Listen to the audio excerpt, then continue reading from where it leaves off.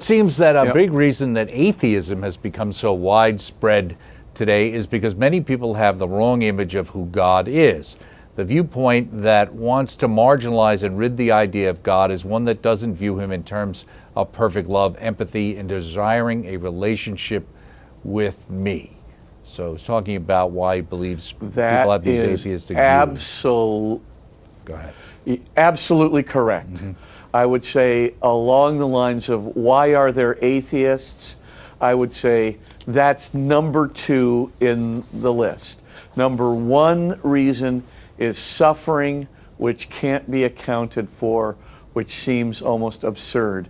And of course, we as Christians, we have a huge, thick, theology of suffering with all the opportunities, all the possibilities for offering up our suffering in conjunction with Jesus, all the purification we can get for our faith and love, all the opportunities for compassion to others. It's a huge theology of suffering because we believe in the resurrection.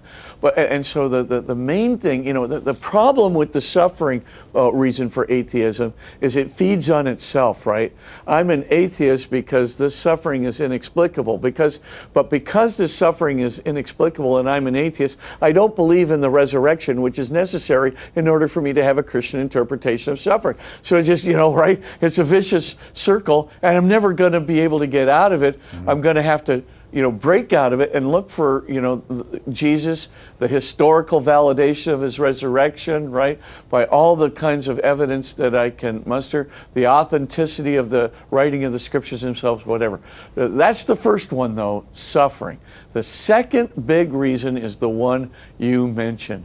People have been brought up on an idea of God that has nothing to do with the father of the prodigal son. Nothing to do with Abba.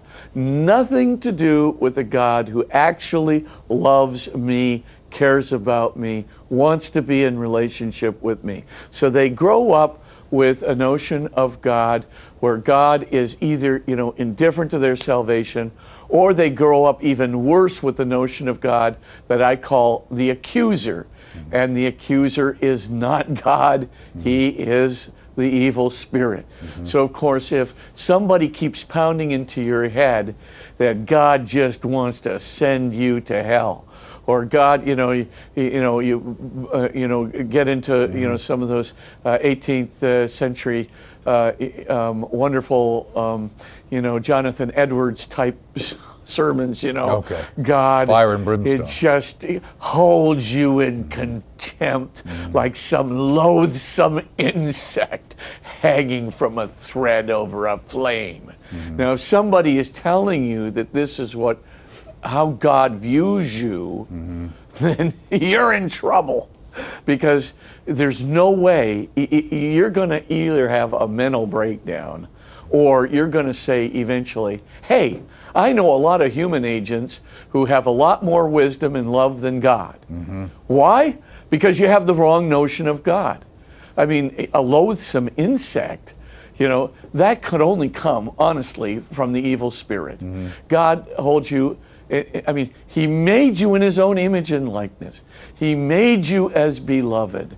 It's the highest name that can be given. John, the apostle, calls himself the beloved disciple, right? And of course, Jesus' own name for himself, right, is ha-agapetos, the beloved one. Mm-hmm. And of course, he adopted us, which makes us beloved ones. Mm-hmm. And we are free through our belovedness. So when we get right down to it, right, God is actually loving us into, the idea that we are beloved. However, if you were brought up with something really erroneous, and believe me, a lot of people are.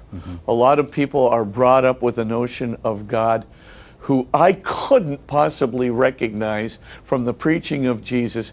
If I were a genius, I couldn't see one scrap of it in there, but somehow this gets transmitted to a person.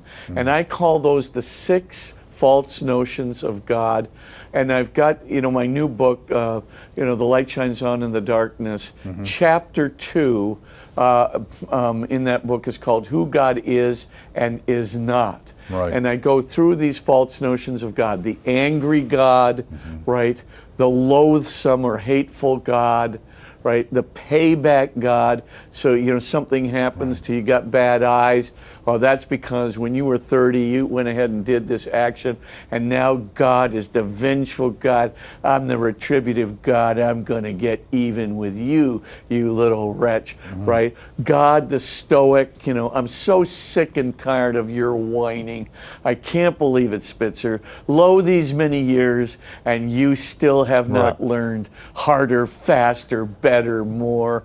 You know, you don't know me, and you're in for it. Quit your whining. Right. Or the disgusted God.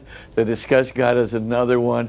Oh, Spitzer, you know, 64 years old, and just look at you. No progress. You don't look a day over 30. You are That's simple. what he would say, actually. Yeah. Anyway, but you get the point. And I would just say, you know, we got to go through those 6 notions of God. And what I do is I take a look at the preaching of Jesus relative to these 6 notions of God.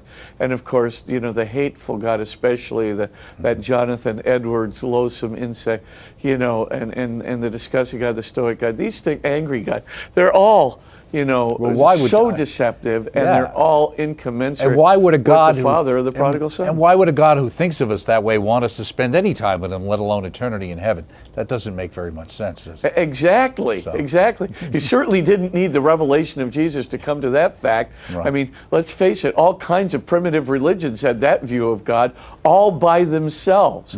They didn't need the fullness of revelation to come into the world to say that all of their, you know, unconscious archetypes of a horrifying God were actually true. Jesus reveals just the opposite. God is the Father of the Prodigal Son. God is the, you know, is to be seen. The Father is to be seen in Jesus, and Jesus in the Father. Right? He's the God who, hanging on the cross, is saying to the thief next to him, "This day you will be with me in paradise." He is the God who's telling the tax collector, you know, for just sitting in the back of the temple, saying, "Have mercy on me, for I'm a sinful man." I tell you, that man went home justified. Take Jesus at His word, because to see Jesus is to see the Father, and you will know the love of the Father in the preaching and the actions of Jesus.